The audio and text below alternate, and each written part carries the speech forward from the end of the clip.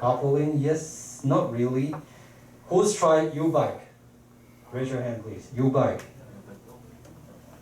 U-bike, yes. Bike sharing. So we are like bike sharing for cars.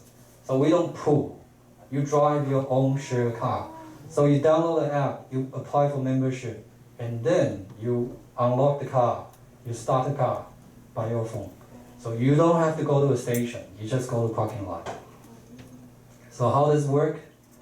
Hopefully the computer works.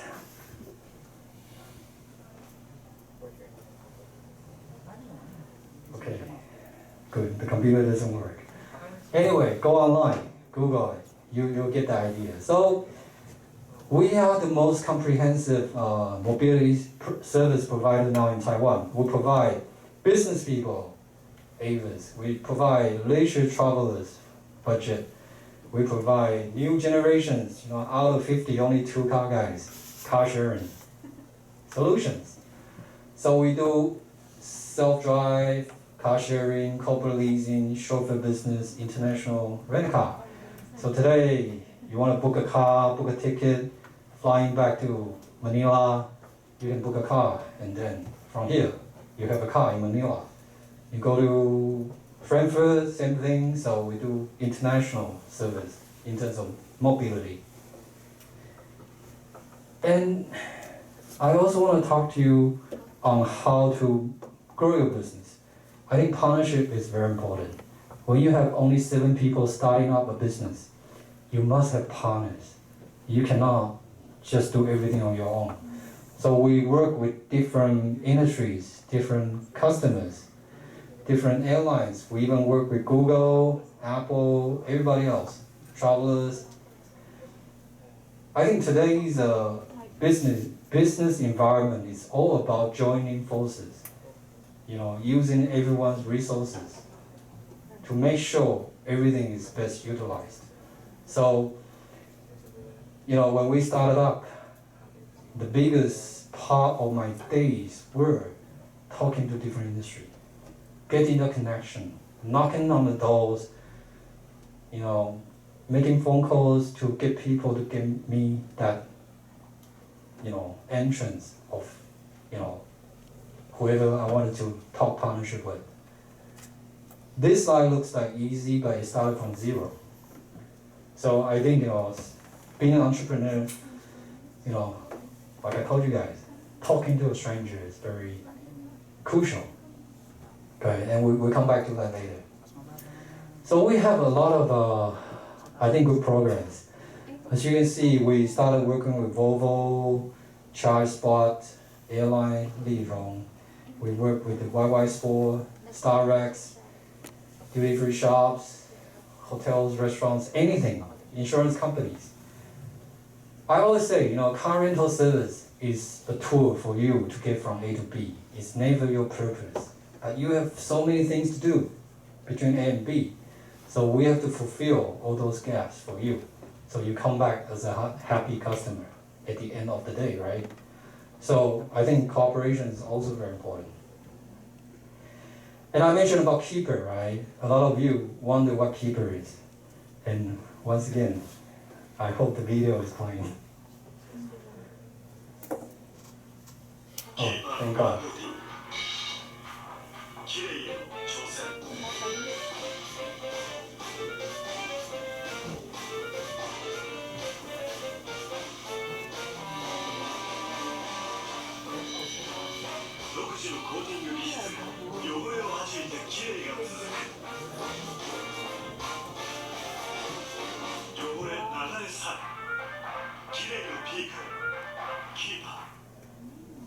All of you knows car wash, right?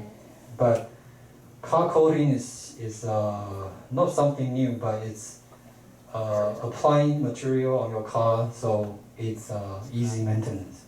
And this company called Keeper, it's a listed company in Tokyo Exchange. So it's the #1 car coating wash chain in Japan. 6,500 shops in Japan. How do I open the door? This is the CEO of Keeper. How the hell will I have a chance to talk to this guy? we talked about cross-culture, right? And we don't have any Japanese here, right? Do we? Anyone Japanese?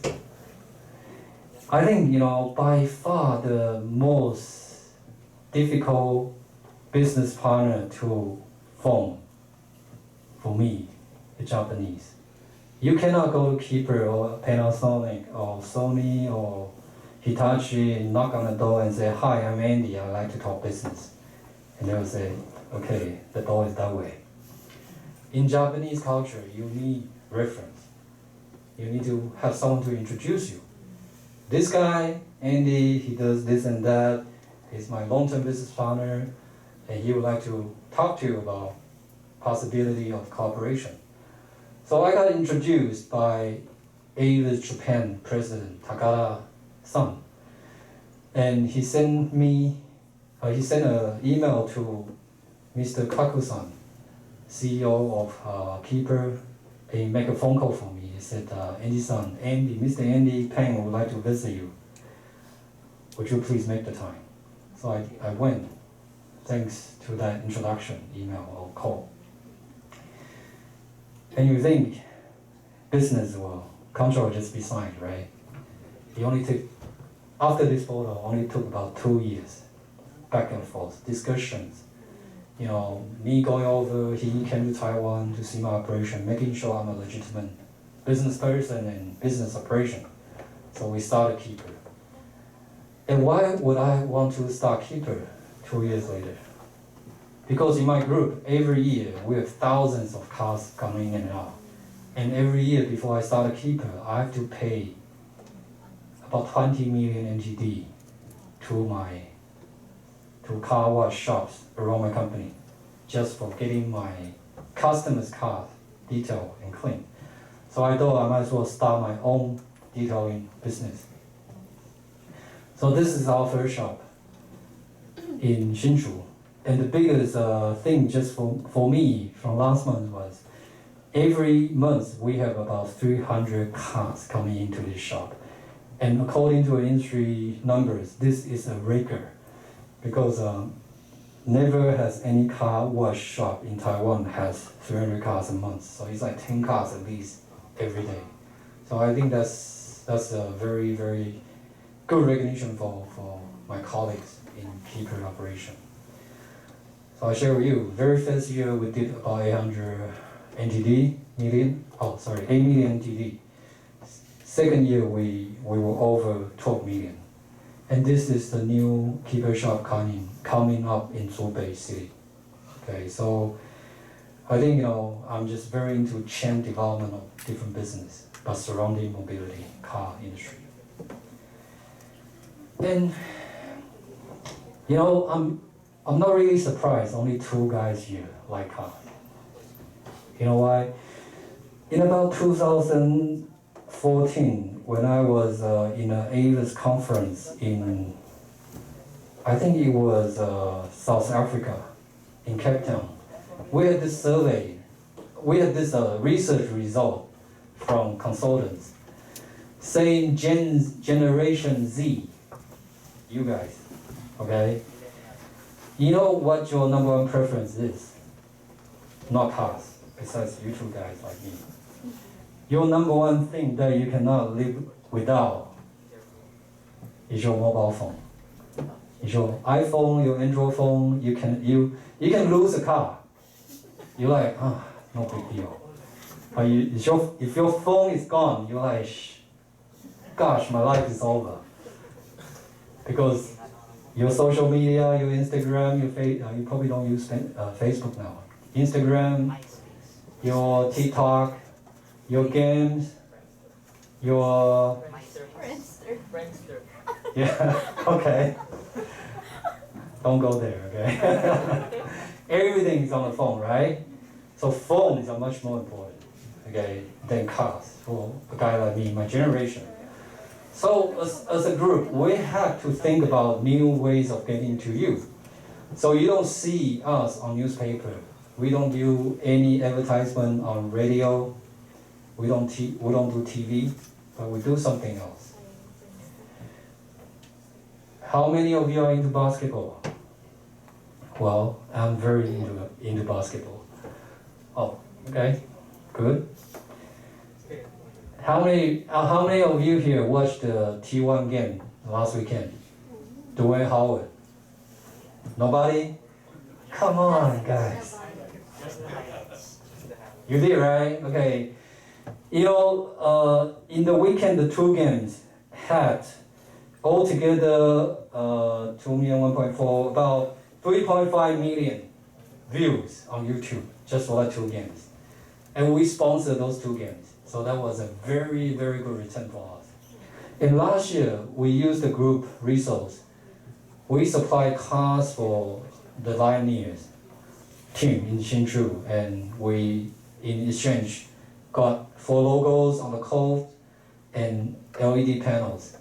So every time after the game, my friends would call me and say, geez, I cannot watch a proper game without seeing your logos. You know, it's way too much. So I think, you know, sports, trendy stuff is something new for my marketing department to think about. And I think event marketing, to us, this is an event marketing because if you watch basketball, you know, P-League is the thing from last year in Taiwan, so it's very popular now. So we caught the wave and we did marketing with P-League.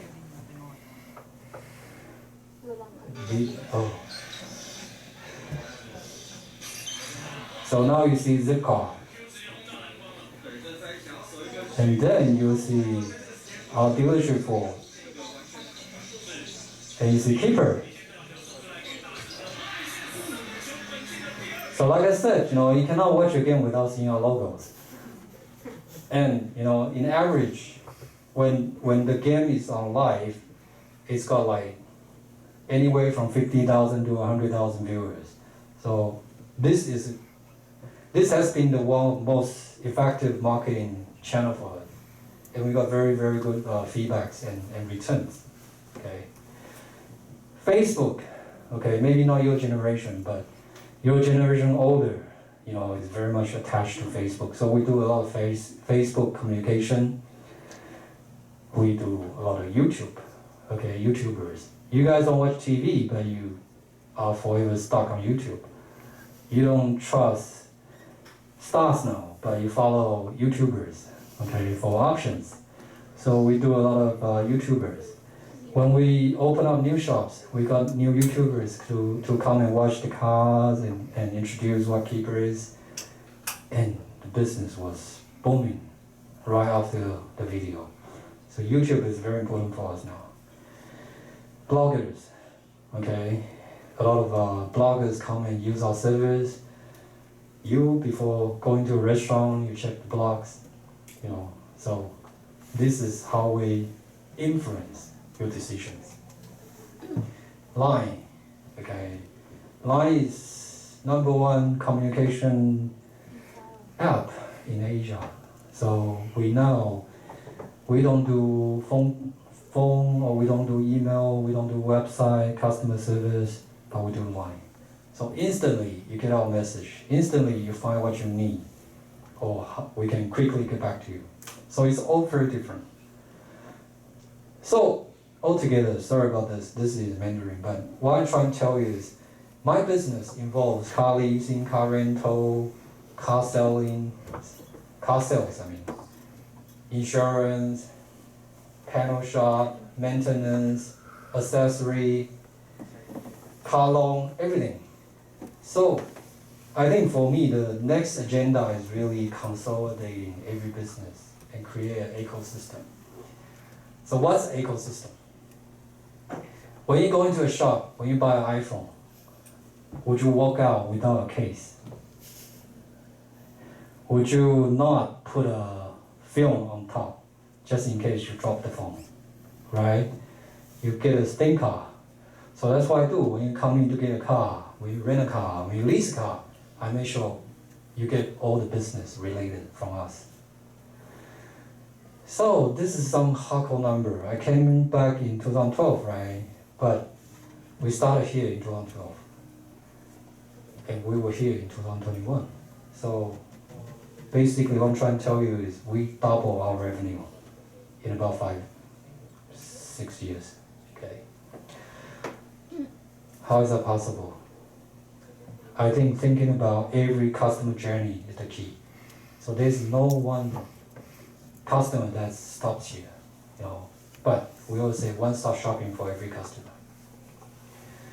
Another thing I want to show you is, when you enter in job market, making right friends, meeting the right crowd, establishing the right connections, very important. But if you ask me if I could rewind the clock, what's that one thing I would do to maybe get myself better nowadays? I think it's to keep the connection that you have here in Taiwan with all your classmates, because that's your first batch of connections. You call that guy, that lady, that girl in your class who used to be sitting next to you in the classes, that's your first connection. Okay, that guy in Taiwan, that's your first connection. Okay, you associate with the right people. Okay, so much about myself, so much about what I do, how I came from a guy from MBA class to running companies. I want to talk to you about the future, how I see the world is changing, the economy is changing, how I am not surprised that you guys don't like cars. But you need a car to get around, right? You take buses, no surprise. You do taxi, right? Anyone try Uber here or Lyft? Back in your country, definitely, right? So that's why I said that's the new era of mobility. I think this is, correct me, this is Indonesia, right? Anybody from Indonesia? Or Bangkok, sorry. Thai, right? This is Thai, okay. This world, this is Bangkok, yes, I'm pretty sure. This world has taken 62 years to have how many cars, on the streets? 50 million cars. 50 million cars in different countries after 62 years. Can you believe that? It's like, the person who become, 62 years old to have 50,000 cars, in Thailand, in Taiwan, everywhere. This world takes 12 years to have 50 million mobile phones. Your phone holding. Now, anywhere else. Anybody has a phone now. But it took 12 years, a decade, to have 50 million phones. But it only took 3 years for 50 million people to have Facebook account. China is a huge country, 1 year to have 50 million WeChat users. But guys, guess what? Pokemon. 12 days. 12 days, 50 million people were playing Pokemon. I don't know how many years ago was it? 4 years maybe? You guys, I still remember on the streets in Taiwan, you see like zombies, doing this, But guys, 12 days only. 50 million, So world is changing. So we cannot, you guys definitely don't have the luxury that I have, taking a lot of time to come up with a new plan. 12 days, okay? So 62 years, 50 million cars to 19 days. Gosh. So in 2017, I decided to phone with friends from different companies, an association called Taiwan Sharing Economy Association. And later on, we changed the association name to Digital Economy Association Taiwan. Who are the members? Anyone use any of this? Please, raise your hand. All of you, right? Who doesn't have line here? I don't believe. And some of you say you never use Foodpanda or Uber Eats. I don't believe you guys. Liars.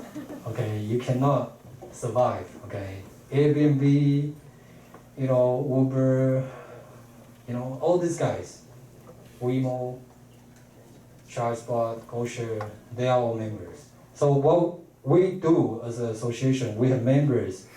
We do business on digital platforms, so on your mobile phone. You get service just, by punching your phones.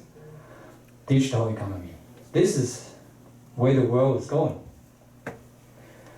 In 2018, I get grilled by reporters like this. Every single week, I will have news stations calling me up and said, we would like to do a urgent interview with you because there's a Uber Eats or Foodpanda guy just had an incident or car accident on the streets. So what's your view on the labor union? What's your view on the insurance? What's your view on the companies and so on, so on, so on. So, I was like the public enemy of Taiwan because I was supporting digital economy or, food delivery to happen in Taiwan. And then, COVID came. And then Uber Eats and Foodpanda were recognized as heroes because of Foodpanda and Uber Eats and deliveries. Restaurants survived. You could order food without going out on the streets, getting infected. So it's a funny world. So like I said, I had to face reporters. I had to face really harsh news anchors.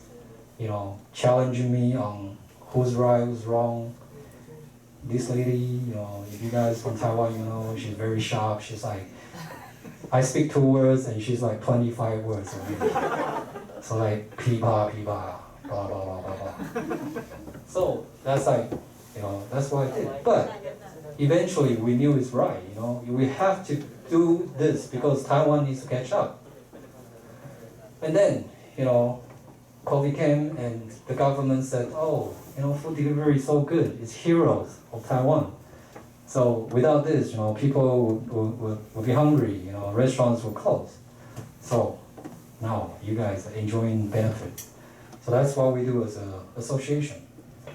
And coming back to my business, mobility. I think everything is a little bit related, food delivery. And when it comes to mobility, everyone knows now, we are already at 5G, era, okay? What's 5G?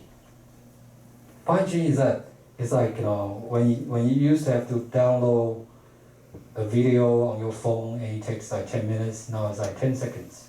So much faster. So it enables different cars talking to different infrastructures on the street, computers, traffic lights, a second car on the street in like an instant. So, things are talking to each other now. Things are changing. So when you want to order food, where the guy is on the street, he's going to be here in 5 minutes, punctual. You call Uber, you know exactly when it's going to come. So that's 5G, empowerment. And today, or yesterday, indeed, you own a car. You have your own car, and it's a combustion engine running on gasoline. You are your own driver. But today, you share a car, like you share a bike.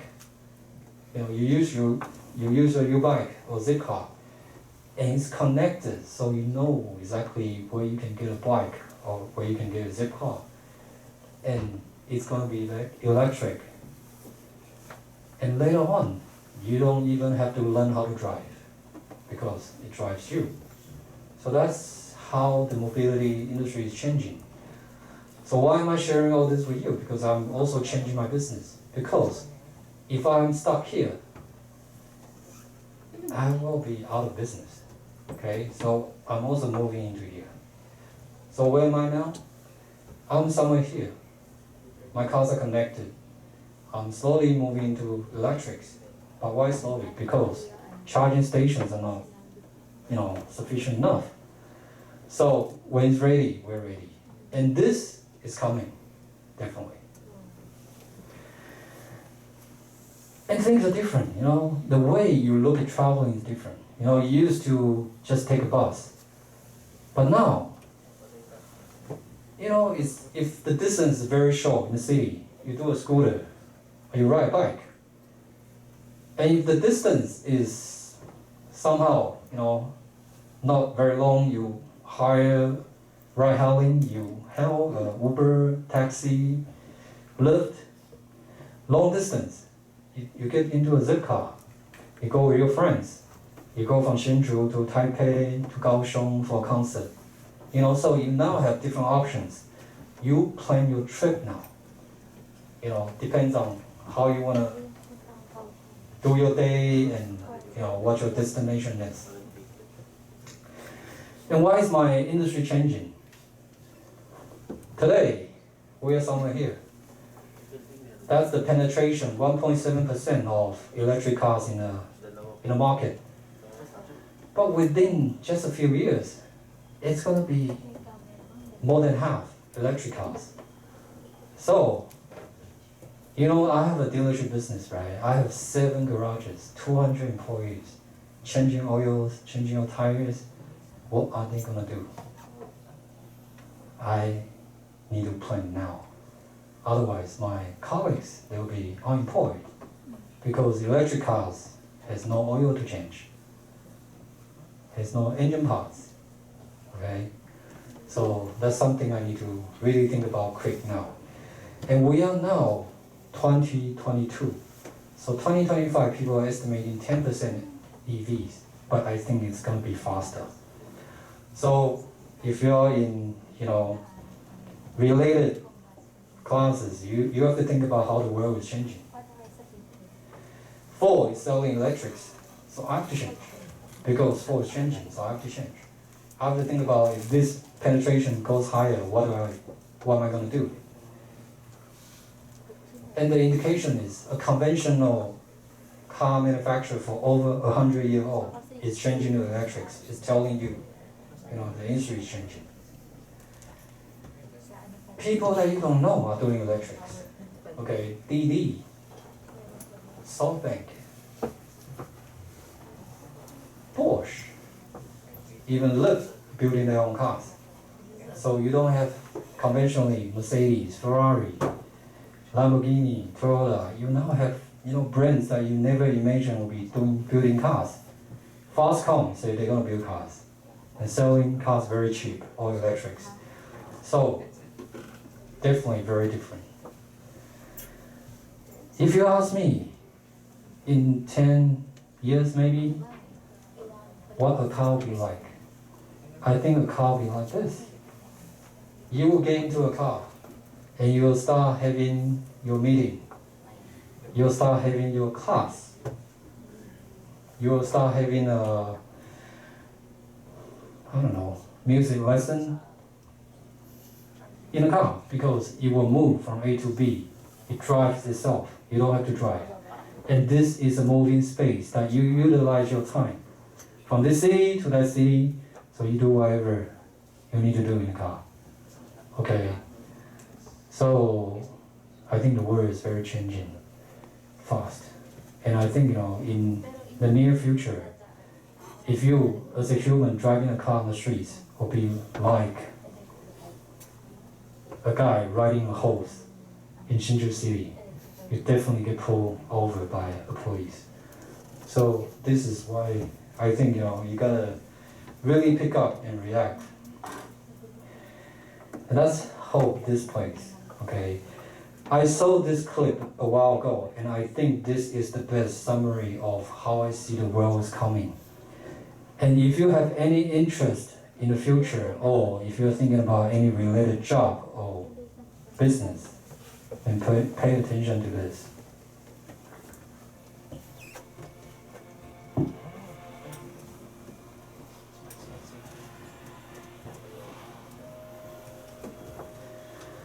This video summary